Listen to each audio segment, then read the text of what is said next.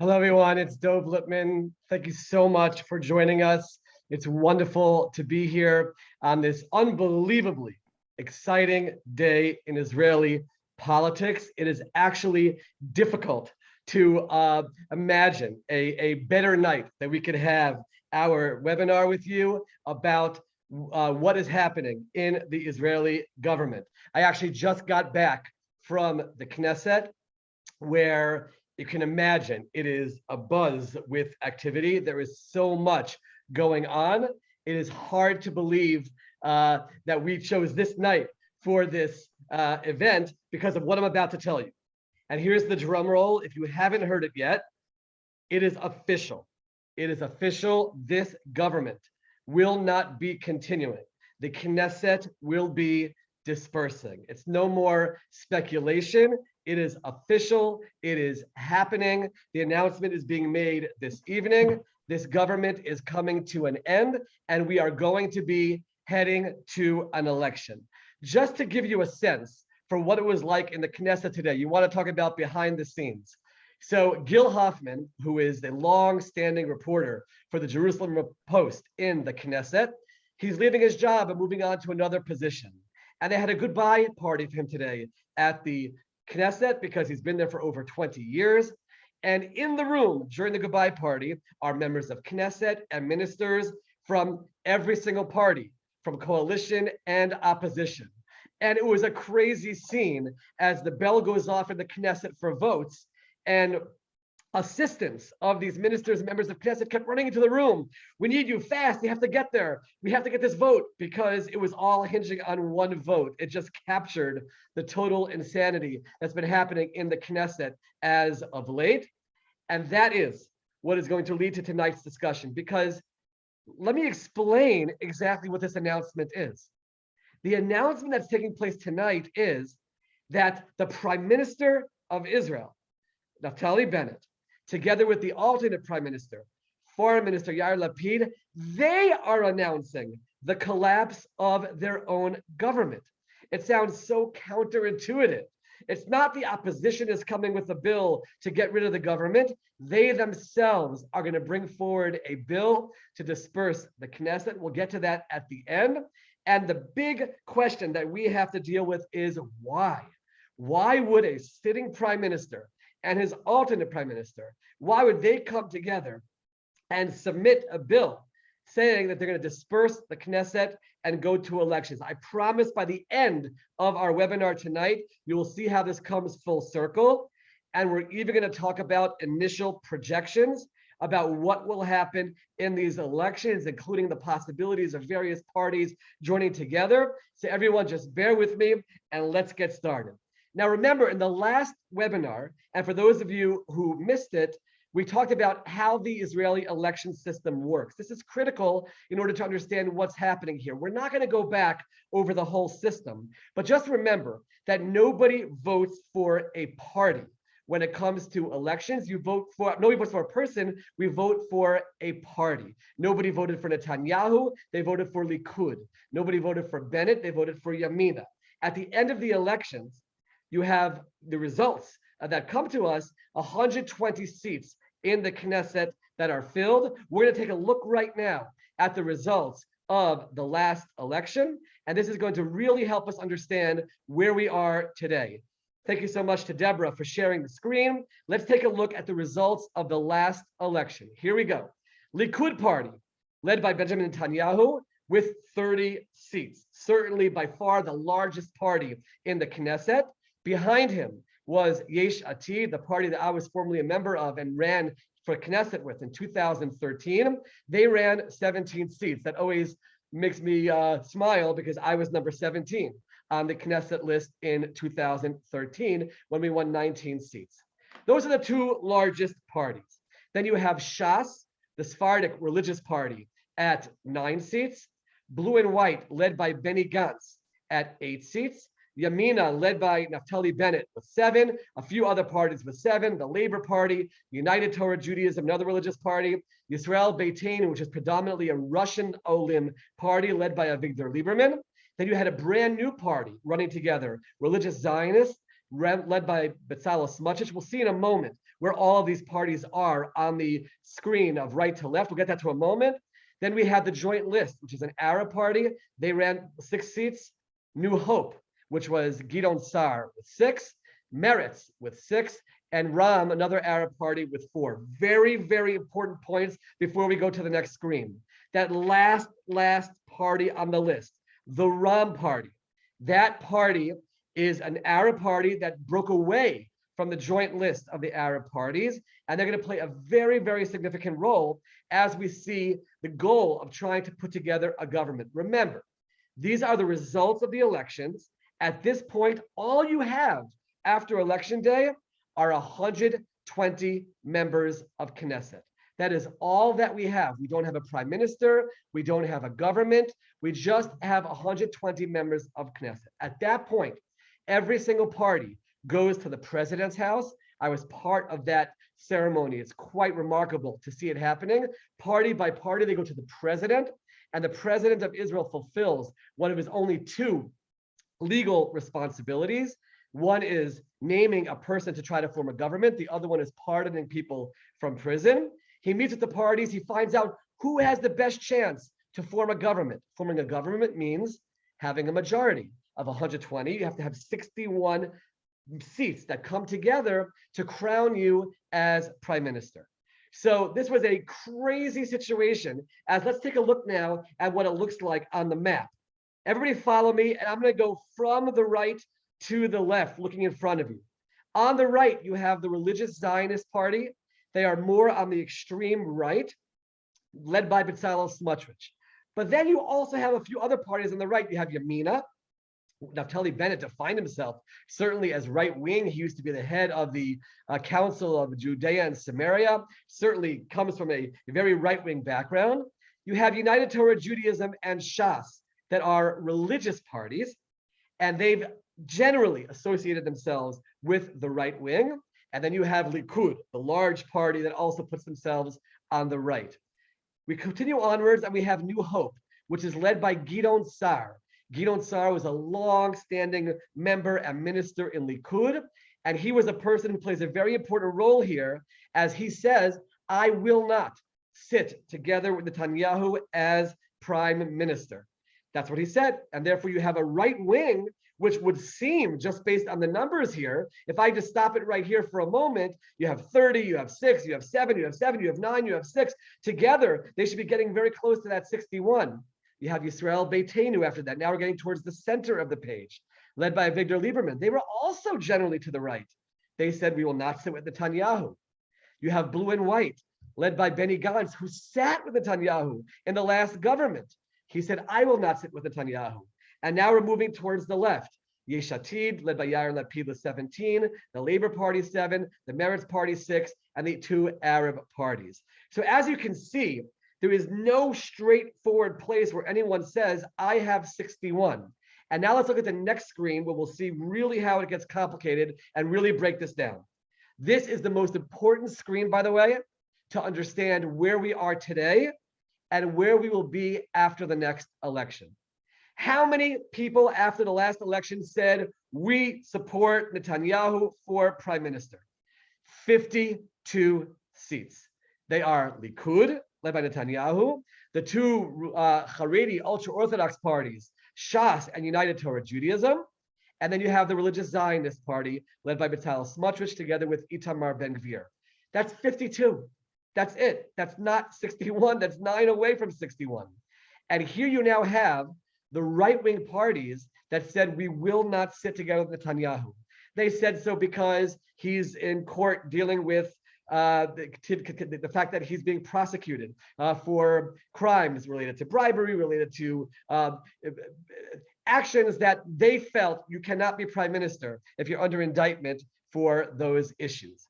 They also worked together with Netanyahu very closely. Remember, Naftali Bennett was Netanyahu's chief of staff when Netanyahu was the head of the opposition way back after he lost the premiership.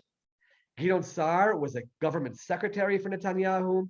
He was a minister for Netanyahu. And they both said, we have our reasons to believe Netanyahu was focused on his court case. We believe it's a danger, they said, for Israel. We will not sit together with him. Then you go to the center left. that said they don't want Netanyahu. Yesh Atid, Blue and White, Labor, Israel Beitenu, Meretz, they only have 45. Even if you take options 2 and 3, 45 and 13, and put them together, where do you get to? You get to 58. And that is where the Arab party of Ram played the key role in forming the government. Ram, led by Mansour Abbas, said, we will join. By the way, they were seems in negotiations with Netanyahu as well, possibility of trying to get involved in the government there. But for the first time, an Arab party was saying, we are going to be part of the Israeli government. The joint list on the bottom said we will not, but do the math. If you have the 13, the 45, and the 4, that gets you to 62 seats. And that was the basis for the Bennett-Lapid government. Bennett becomes the prime minister with a party that doesn't have many seats at that time. They're a party of 7 seats. He's going to be prime minister, and Lapid is going to join him as the foreign minister, but they made a deal. We're going to have a rotation. Bennett will be the prime minister for the first half and Lapid for the second half. Now I want to explain a little bit about some of the challenges facing this government, that we can remove this slide from the screen. This is a very difficult situation for any prime minister. Think for a few moments about what this prime minister is dealing with. He's Naftali Bennett. He comes from the right wing. Gideon Sa'ar is in his party. He made him justice minister. Gideon Sa'ar is very much in the right wing when it comes to the security issues. They're now sitting in a government together with the Meretz party, which is far left. The head of their party, Nitzan Horowitz, became the health minister. They're now sitting with the Labor Party, which is also in the left. They're led by Merav Michaeli, who became the transportation minister. You have right wing and left wing all sitting together in the same government. And they said, what we're going to do is we're not going to do anything major on the security front. We're not going to pull things too far to the right. We're not going to pull things at all towards the left. We're going to kind of stay where we are and focus on what they called Ezrachi issues, just basic, regular societal issues. They're going to deal with the economy on the heels of Corona. They're going to deal with the health decisions. They're going to try to build infrastructure. That is the way they wanted to structure their government. However, you have to remember this government also has the Ram party, which is this Arab party that is now joining with the Israeli government. By the way, I want to remind everyone, if you have questions as I'm speaking, please go to the Q&A, not to the chat, but the Q&A, and I'll be happy to answer those questions towards the end of the webinar. So as those questions are coming to you, please feel free to ask them. So you have Mansour Abbas, who is the head of the Ram party.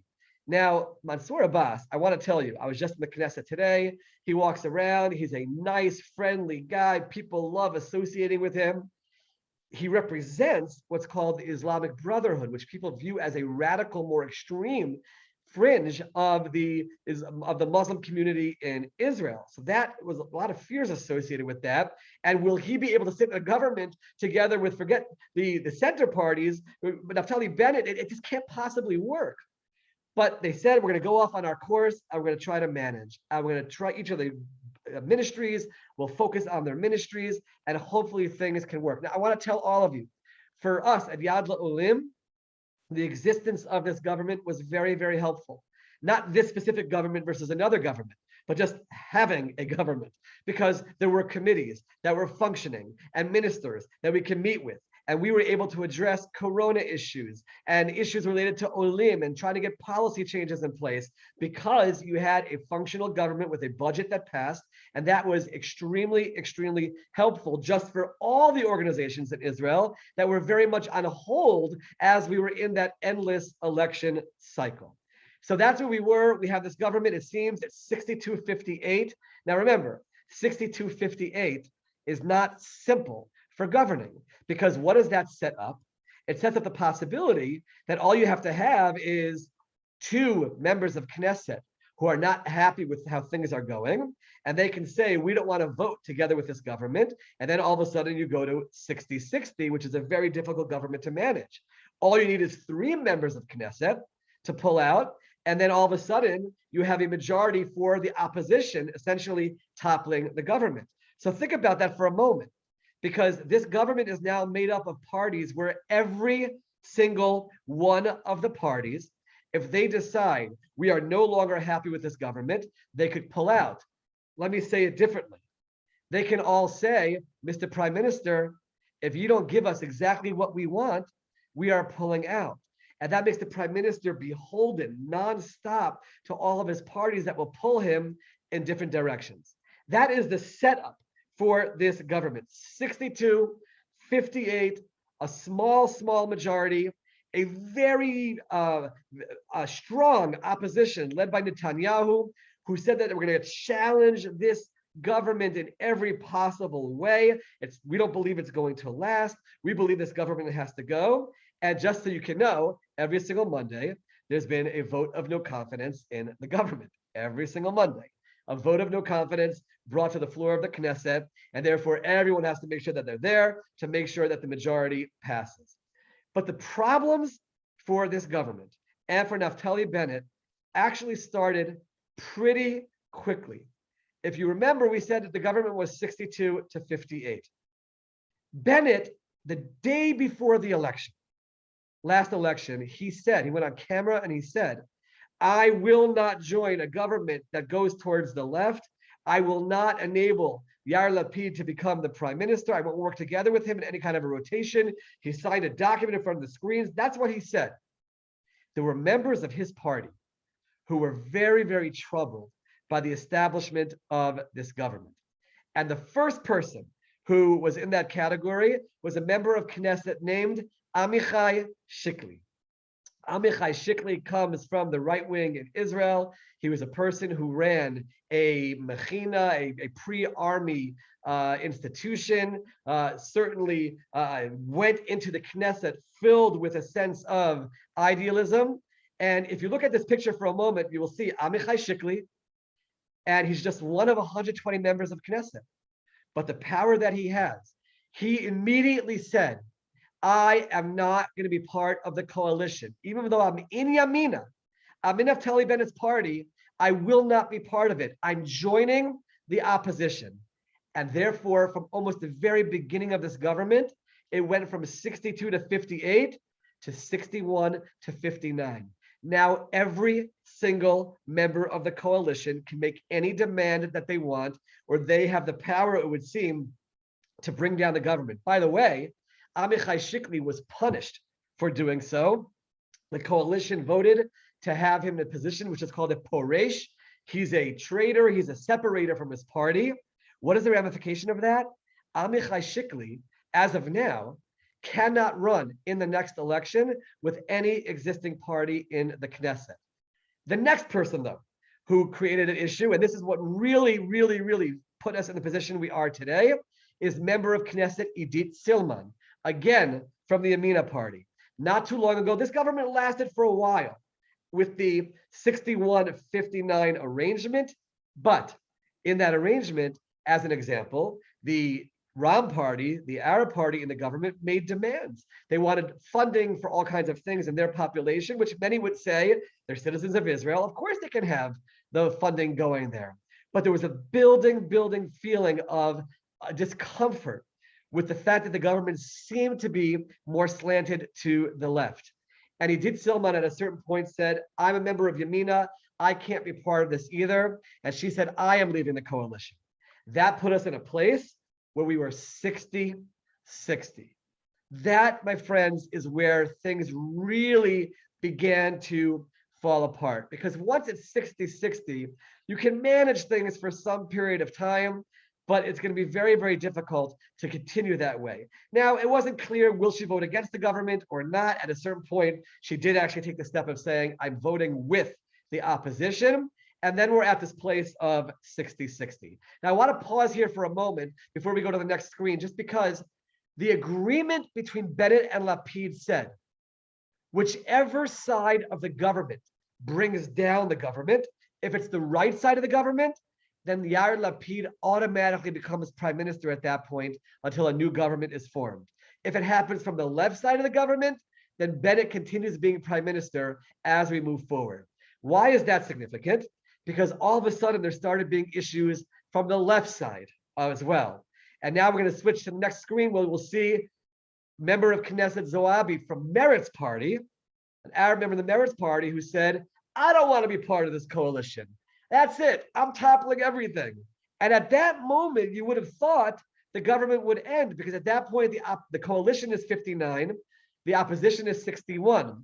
However, they negotiated with her. Yair Lapid met with her. Yair Lapid didn't want the government to fall from the left, because then he never becomes prime minister. And he doesn't want that to happen. So he convinced her to stay on for some time, but she was shaky.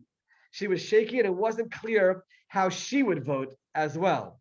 And then there was another member of the left side that also, member of Knesset, Mazen Ganyamin, from the Ram party. That is Mansour Abbas's party that joined the government. And he said, number 2 on the list, he said, I can't support certain elements of this government as well. I want to actually tell you about the vote that he had a problem with in a moment. And therefore, now all of a sudden, everything is shaky. Everything is topsy-turvy. I have weakness on the right. I have weakness on the left. Nobody knows in any given day how they're going to vote when it comes to a vote of no confidence in the Knesset.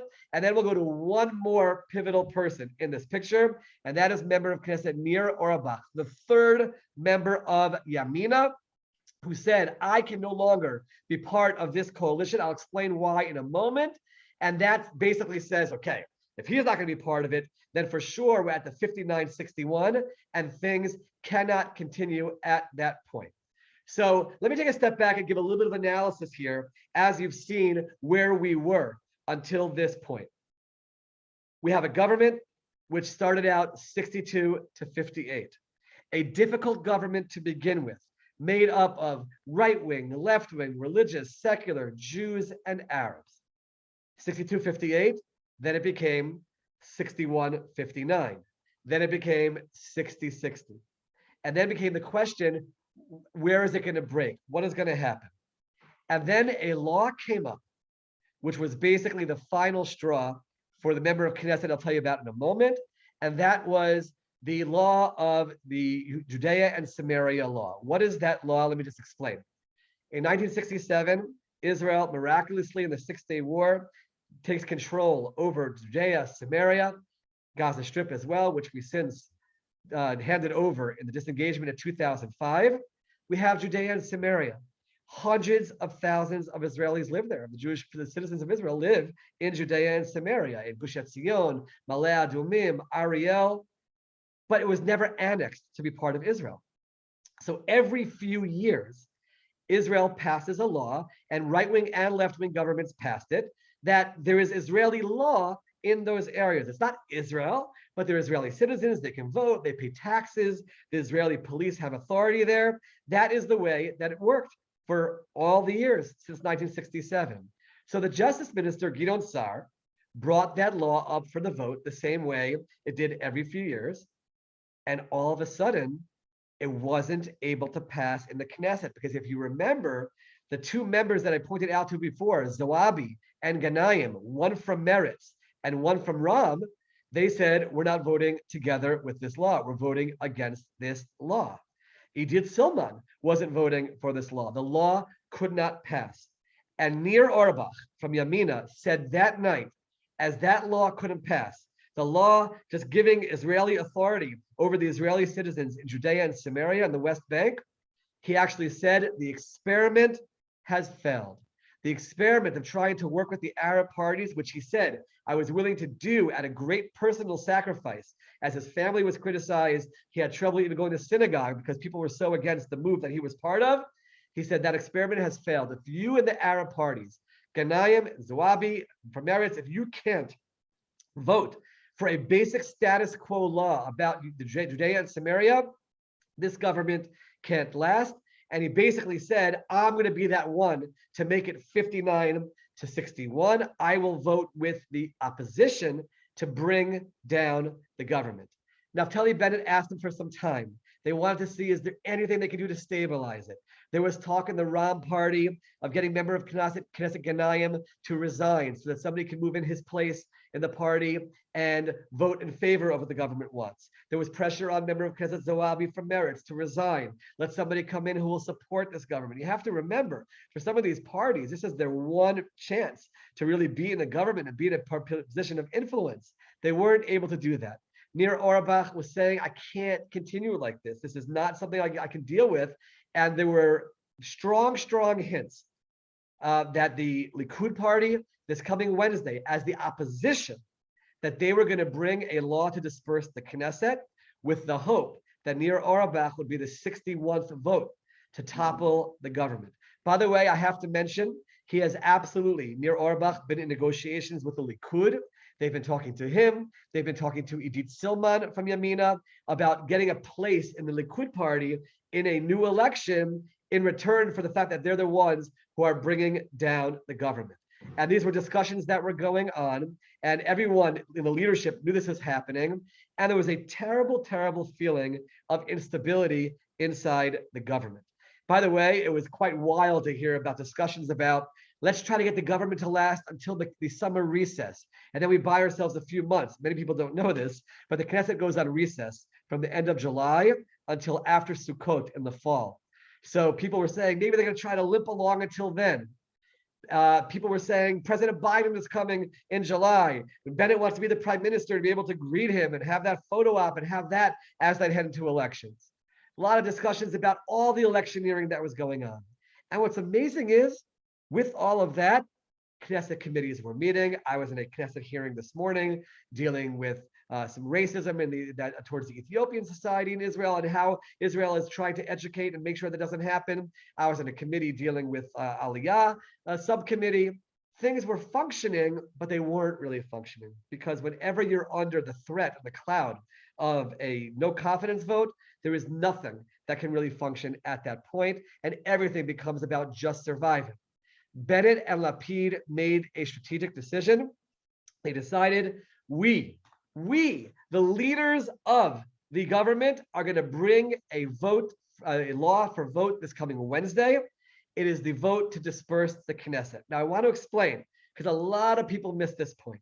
What does that mean, a vote to disperse the Knesset? And by the way, I can remember so vividly in 2015, when the government brought the law to disperse the government. We were part of the government. It just wasn't working any longer. That feeling when the vote pops up on your screen and you have to press Ba'ad, I am voting in favor of dispersing the Knesset, going to elections, knowing that I may not be reelected in that next election. It's a very heavy feeling as that takes place. The vote, if it happens on Wednesday as it's planned, is the first vote. It's an initial vote. Then it goes to committee. Then it comes back for another reading, back to committee, back for 2 consecutive readings. That's the way every Knesset law works. You talk about a bureaucratic process to get things done in a country. It does take a lot of time. They're able to fast track it, and they may do that. Will there be some kind of attempt to maybe put together an alternate government in the meantime, which can be done? You can have a Knesset which has 120 members, and if 61 say, we support a new prime minister, in this case, Netanyahu, that can happen. That can happen. But remember, the opposition here includes the joint Arab list. When I say 61 voting to disperse the Knesset, that's not 61 people supporting Netanyahu for prime minister, because the Arab list is certainly not going to do so. So they don't have the 61. There might be some wheeling and dealing, trying to find someone to cross over right now as we speak. That's not going to be happening. Gideon Sa'ar from New Hope said that's not going to happen. We're going to go to a new election. So at the moment, it seems like we are actually going to go through the process of the various readings of the bill to disperse the Knesset. And at that point, we will head into an election cycle, which is called for 90 days after the bill is passed. All of the party leaders of all the parties will sit together and they'll discuss what is the best date for an election. They're all part of that process. They try to have agreement from everyone. Why?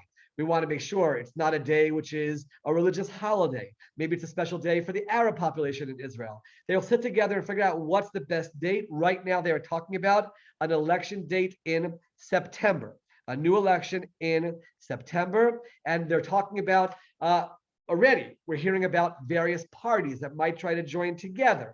There's rumors of a possibility of New Hope, led by Gideon Sa'ar, running together with Benny Gantz of Blue and White to try to strengthen their political power. Little bit murmurings. I don't believe it's true. It will happen, but of Israel Beitenu, of the Avigdor Lieberman, possibly running together with Yair Lapid. many different possibilities. We'll get to that when the lists are set. That's going to happen 2 months before the election. Before that, there's going to be a lot of discussions between various groups. Who are the members of the list going to be? Because before every election, remember, every party makes a list of their candidates as they try to win as many seats as possible in the election. There's talks of newcomers joining. Former IDF chief of staff, possibly Gadi Eisenkot joining one of the parties. Will he join with Yair Lapid and try to strengthen Yesh Atid? Will he? There's all kinds of discussions that are going on. There are parties that may, there are only a few parties that have primaries. Will Likud have primaries to discuss who their list is going to be? Will the Labor Party have primaries? Will Meretz have a committee? They will all decide how they're going to decide their lists. But 2 months before the election, they will come forward and they will present their lists. And now I want to get to one last screen, which shows you the projection at the moment for what a new election could look like, what those results could be. If new elections were held today, I want to remind everybody, this is not from today itself. This is from last week, 6 days ago, but it's still significant to get a sense for the trend. Channel 12 poll, the most professional poll there is out there, comes out with Likud led by Netanyahu at 36 seats. Yesh Atid by Yair Lapid grows to 20. Many people see Yair Lapid as an effective foreign minister, as someone who gave Bennett the right to be prime minister. But remember, he'll also be coming to the next election as prime minister. That could give him a boost as well to have more seats. Blue and White led by Benny Gantz, who's currently defense minister, at 10 seats. And here's a big story. Religious Zionist Party going to 9 seats. One of the members in that party, Itamar Ben-Gvir, has just soared in popularity with his outspokenness and extreme nature that he's spoken on the right wing for this government. The Shas Party, United Torah Judaism, stay. They're always around that range, the religious parties of 8 and 7. Just take note, though, that United Torah Judaism may try to split into a Hasidic division and the more Lithuanian division, Aguda and Degel HaTorah. We'll see if that happens.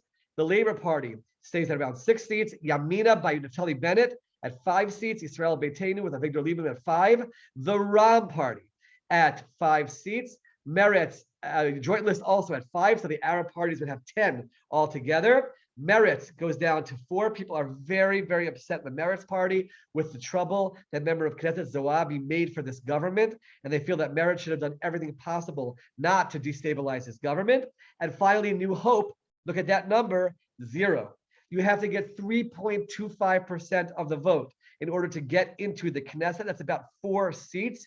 New Hope, led by Gideon Sa'ar right now, is below the line to get into the Knesset. That is why there's a strong likelihood that he may join together with another party, perhaps Blue and White, and get Blue and White to 12 seats or 13 seats along the way.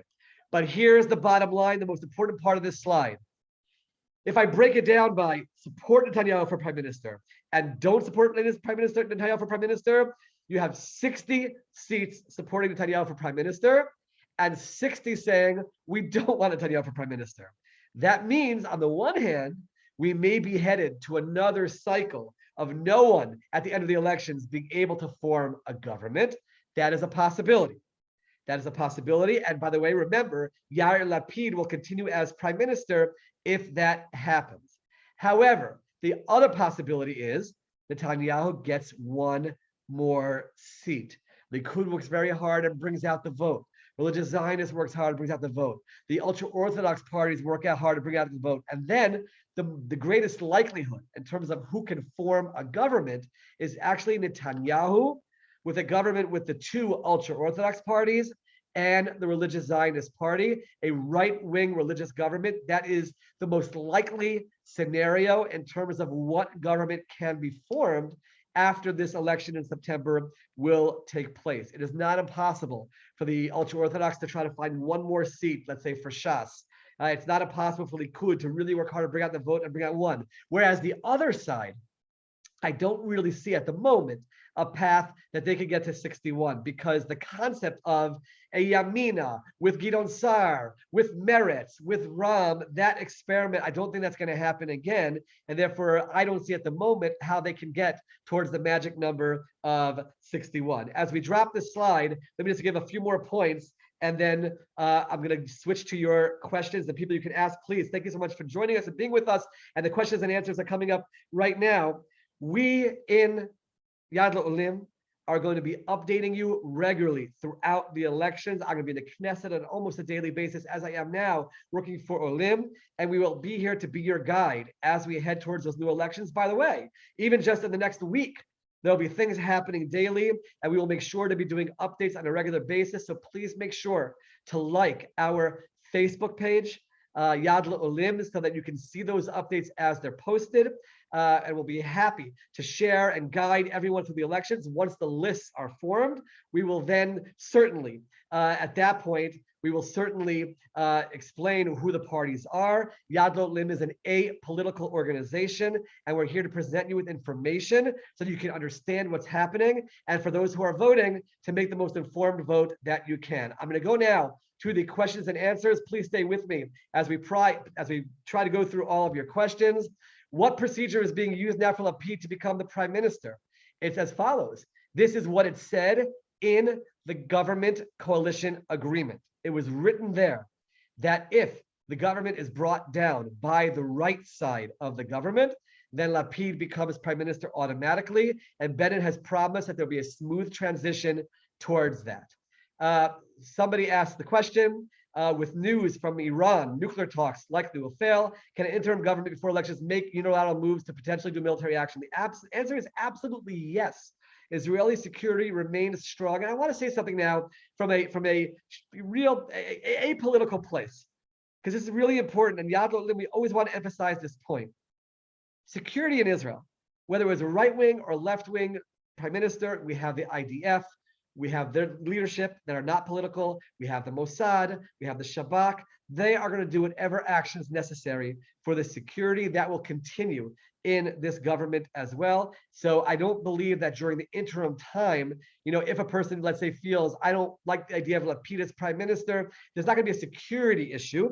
And also during the interim time, remember, there's no majority in this government. So there's no policies that can really be made. Ministries continue to function. We will continue to go to committees. We will continue to try to push for changes in policies for Aliyah and for Olim. But that is the way it continues. There's no majority. They're going towards elections, but he's the prime minister who's running a government that just continues to run as it has been running.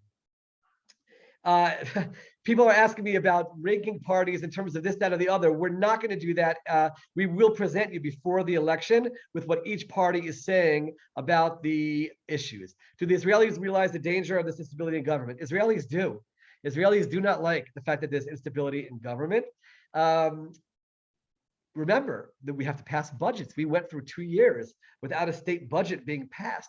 That impacted many programs for special needs children that were on a hold, programs in welfare that were on a hold. Many, many needs can't be met when you don't have a new budget. Basically, what's going to happen is the government from this past year will continue until we have a new government. So yes, Israelis do realize it. And I want to say one of the things that I worked on as a member of Knesset and failed, and I do hope Israel addresses, is the system of government, which breeds this instability. So that's just something which, hopefully will be changed over time. Another question, it seems that the threshold is a supermajority, since there are generally up to 15 Arab seats who can't sit in a coalition because they're against the existence of the state. Well, the truth is, we've just seen that an Arab party joined the government. So it's not actually true that an Arab party will never join a government. I will tell you that in my time in Knesset, I certainly met significant portions of the population, of the Arab population in Israel, that accepted that they were a part of the Jewish state. They'd rather live here than any other state. They vote, by the way, for other parties other than the Arab parties as well.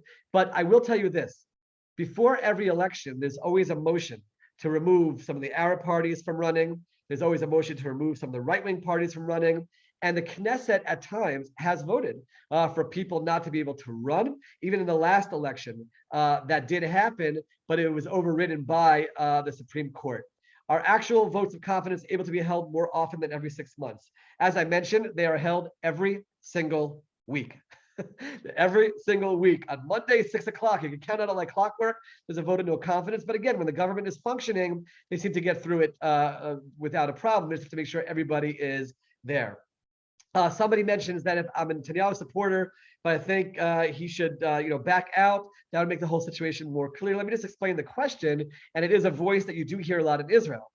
The right wing in Israel is the majority at the moment. It's more than 61. They can easily get towards 70 seats. But you have these right-wing parties that say, we don't want Netanyahu to be prime minister. So the suggestion is if Netanyahu would just move aside, then someone else on the Likud could take over as prime minister, and you wouldn't have this cycle of this instability. The Likud party responds, that's very nice of you, but we have primaries in our party for leader. Netanyahu has won those primaries. He's democratically elected, and therefore he's continuing as our leader. Now, I will mention, Yuli Edelstein, the former speaker of the Knesset, former health minister, did say that he will challenge Netanyahu if there was a primary for leader. There does not seem to be a primary for leader of the Likud party before the next election. They are talking about primaries for their list, and therefore there will be a shakeup possibly in their list. Can a new coalition be formed right now with the current MKs and forego elections? In theory, that could have happened. You can actually come to the Knesset plenary, to the Knesset floor, and say, here is our 61 supporting a new government from within this Knesset. There were attempts to try to do that by members of the Likud to try to bring some people over.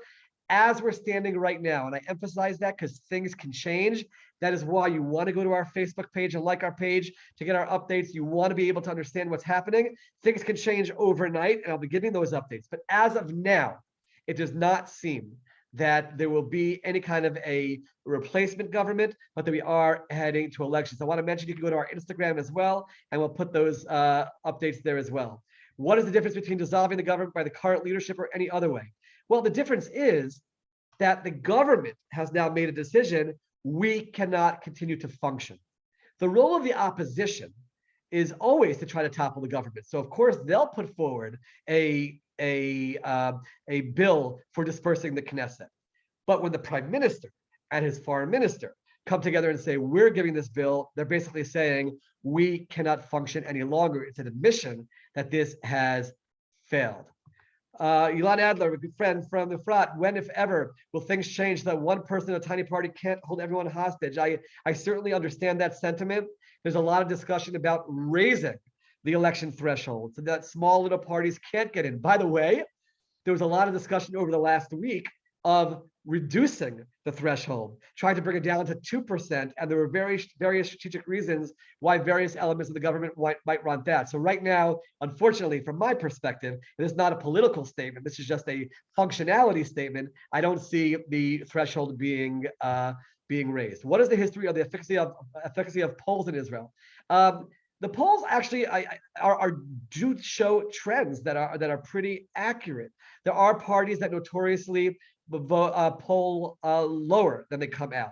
There are some that poll higher, but let's say the ultra-Orthodox parties, it's pretty straight on. The trends are what's important.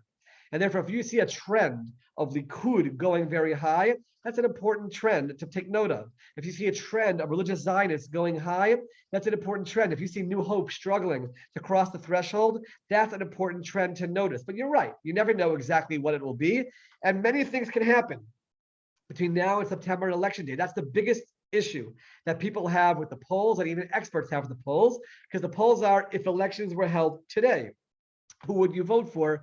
And keep that in mind. Once the lists are announced 2 months before the election, people start seeing who the personalities are. That could change their opinion as well.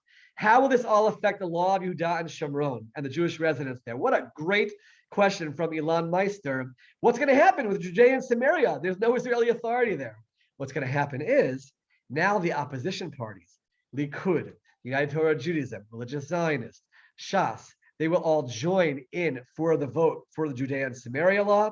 That will be together with Yamina. That will be together with Yesh Atid. That will be together with Blue and White. There will be an overwhelming Knesset majority to pass that law because we're no longer playing politics of coalition opposition, we're now going towards elections, and therefore all of the main parties are going to vote in favor of the law that will be brought to the Knesset floor. Is there any scenario where the Coup puts another leader as prime minister? That is not going to be happening before the next election. Netanyahu will be the leader. What is happening? Ted Spencer asked with Netanyahu's indictment. What a really good question.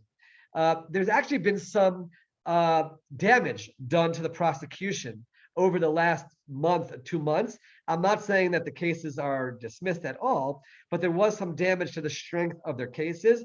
His case continues. Many people think maybe there's a possibility that it will no longer be a bribery charge in case 4000. That's going to continue. And you'll have a fascinating scenario if he does win the election in September, where you do have the continuation of the sitting prime minister who is going to be doing so under indictment. I do know that the New Hope Party was trying very, very hard, Gideon Sa'ar, to bring a law to the Knesset floor that someone who's under indictment cannot put a government together. Yamina party has held that back in this government, by the way. Otherwise, they would have had a majority for it. So that is not going to be the law going to next time either. Any chance President Herzog would run for prime minister? No, he's very, very happy to be out of the muck of Israeli politics and to be in a position for 7 years as the president of Israel. Is there still a chance that a law against an MK being prime minister? I'm sorry, that's what I just addressed, Nachum Shah. No, they're not going to pass that law before the next election. What is the operational status when there is no government as Israel? The ministries continue to function based on the budget that existed previously, and they continue to function. But there's no new legislation that is brought unless there's a majority of the coalition and the opposition that agrees to be able to do so. And I do not see a chance of the threshold being changed. Martin Robherd asked the question, which becomes a little bit political. Why do so many right-wing Israelis dislike Netanyahu? Some of them have worked together with him, and there are issues that arise from there. Some of them just don't like the idea of someone under indictment being prime minister. There's also an issue of fatigue. He's been prime minister for so long. Let's let a new leader come in. There are various reasons why, but as you see from the polls, the Likud party seems to be very, very strong in supporting Netanyahu for prime minister. I want to reiterate again, because a few have asked this question, emergency security measures that all can happen during the interim government. The battle against those who seek to destroy Israel will absolutely continue. The security cabinet continues to meet. Everything remains business as usual in terms of that.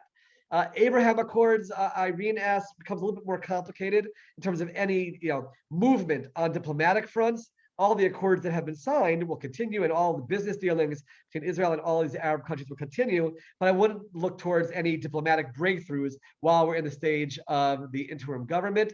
Howie asks, who becomes foreign minister, who becomes prime minister? They're going to be working all of that out as we speak right now. There was talk about Bennett going down to becoming interior minister, then who becomes foreign minister. That is all going to be worked out. Shlomo Krupnik asks, based on my experience in government, do I think these recent security events will cause an increased support for the right-wing parties? That question, Shlomo, is actually going to give me the platform to talk about the next election for a moment. The next election is actually not, I believe, going to be so much about yes Netanyahu, no Netanyahu, as much as it was in the past. There's going to be a tremendous sentiment that's going to be raised about Arab Israel because of things that have happened recently. Yes, we've had terrorism recently, unfortunately, but I'm talking about even within Israel proper, with Israeli Arabs, the waving of Palestinian flags in Israeli university campuses. That's something which concerns people a lot. We haven't seen that. Waving the flag of another entity in the country, of an entity that many would argue doesn't want Israel to continue to exist. That I do believe, just my own standing back and analysis, that you will see the right wing rise. And that's why I said the potential for Netanyahu to form a government is certainly very strong. Talia Topper says, I'm seeing news of saying election end of October. Why did I say September? Remember, minute by minute, things are happening, and I've been blessed to spend almost the last hour with all of you. So I'll see what they're discussing. The initial talks they had talked about September. It could be that there are reasons why they're looking towards October. It's possible that that relates to the holiday schedule and other things. We'll have to see exactly how that all plays out. Sheldon asks, will the residents of Judea and Samaria be eligible to vote? The answer is yes, they will, because they will have Israeli law in that situation. The government will certainly pass that. I don't see any serious discussion or likelihood, Peter Goodwin, of the election system changing. Unfortunately, from my perspective, because I think that would be the best thing for Israel. Ruth asked, why is there no primary in the Likud? Actually, Likud is the only party at the moment that seems on pace to have an actual regular primary, possibly Labor, in terms of who the members of the list will be. But in terms of who the chairman is, I believe Netanyahu has been voted in to be the chairman of the party, even if there is another election, and therefore there won't be anything for that. A number of people ask if I'm going to be running in the next election. My friends, running Yad L'Olim is the greatest position I can be in. To not be in the muck and the elections and the back and forth of coalition and opposition, but rather to go to the Knesset on a daily basis, on a near daily basis, and represent all Olim from all parties, to meet with members of Knesset and ministers from all parties, and to continue that work for years to come is certainly, God willing, my plan. That basically is the questions that we see right now at this point. I want to thank everyone for joining us in tonight's session. As I mentioned, please continue to tune in on our Facebook page, on our Instagram, to hear our updates. We will continue to update you as things move along. And like I said, those might be day-to-day updates. But for now, I'm going to be signing off. Usher, I'm going to hand it off to you. Thank you so much, everyone, for joining us. Thank you very much, Dov.